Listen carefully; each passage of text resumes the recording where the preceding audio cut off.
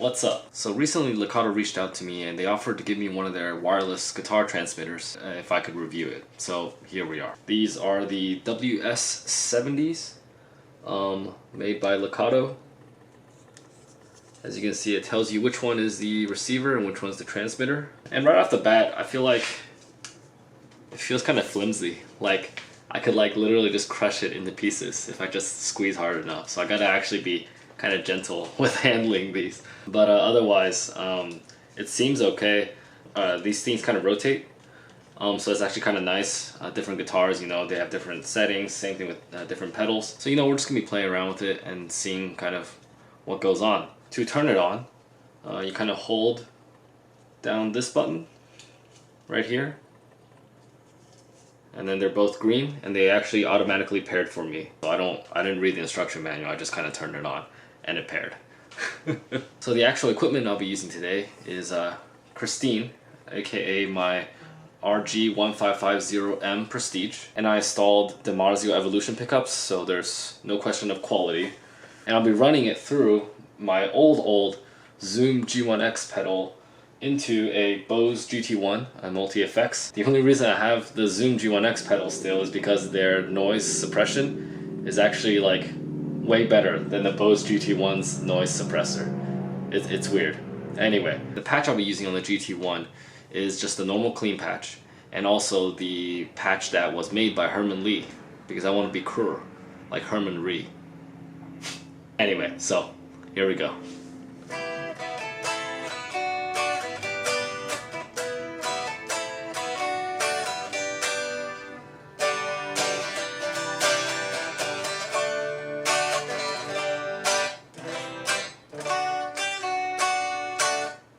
Yeah, so right off the bat, I'm getting a lot more latency than what I'm used to with the cable. Makes sense because it's wireless and it's not a cable.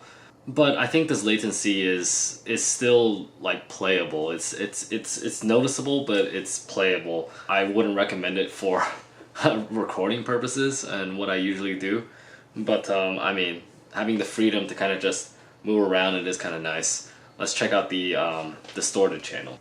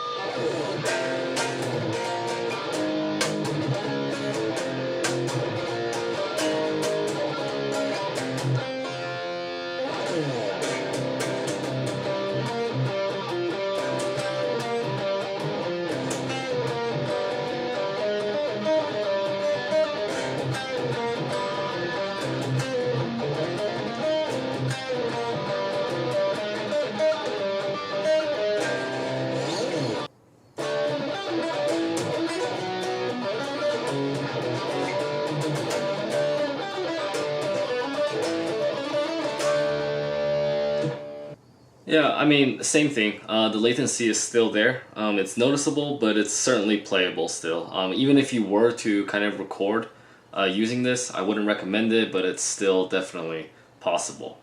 Now, the whole point of using a wireless guitar system is the distance, right? So let's try moving to the other side of my room. Let's see, how would I do this?